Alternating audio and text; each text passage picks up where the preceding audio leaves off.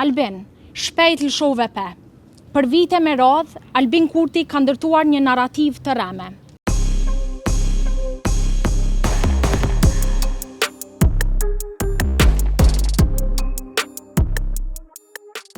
Sot kemi dalë këto para qeverisë për të shprehur përmes këtij aksioni simbolik shqetësimin e thellë për vendimin e fundit të kësaj qeverie për legalizimin e përdorimit të dokumenteve të Serbisë nga personat që nuk i posedojnë ato të Kosovës. E kemi mbushur këtë thes me disa nga gënjeshtrat e Albin Kurtit, i cili deklarante që i ka qërënjosur strukturat paralele në pjesën veriore të vendit. Ky thes e shpërfaq qasjen e tij të manipulative me fjalë të mëdha në emër të patriotizmit dhe me vepra në dëm të interesit shtetëror. Të dashur qytetar, për vite me radh, Albin Kurti ka ndërtuar një narrativ të rreme. Ky aksion është një mesazh i qartë se e vërteta nuk mund të mbulohet me propaganda, se dështimi nuk mund të fshihet pas fjalëve boshe dhe të pakuptimta. Po ju rikujtoj disa prej tyre. Në prill të vitit 2022, Kurti premtonte se nuk do të kishte asnjë gram tolerancë ndaj strukturave ilegale.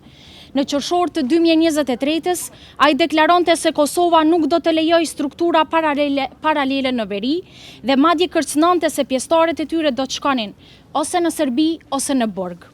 Në janar të 2025-s, ministrat e tij mburreshin se epoka e komunave paralele ka përfunduar. Ndërsa në janar të këtij viti në Davos, Albin Kurti deklaronte se në Kosovë nuk ka më struktura paralele të Serbisë. Por para 2 ditësh, më 14 mars 2026, ai bëri të kundërtën, duke lejuar përdorimin e letërnjoftimeve të lëshuara nga Serbia.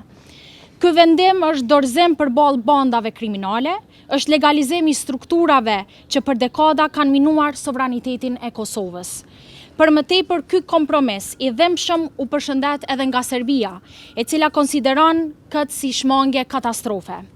Përderisa Albin Kurti flet për mbyllje të strukturave ilegale, Aleksandar Vučić po feston për fitore.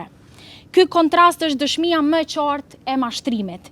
Një kryeministër që pretendon se ka mbyllur kapitullin e strukturave paralele, faktikisht po jep atyre legjitimitet institucional, duke u krijuar kushtet që ato të vazhdojnë të funksionojnë.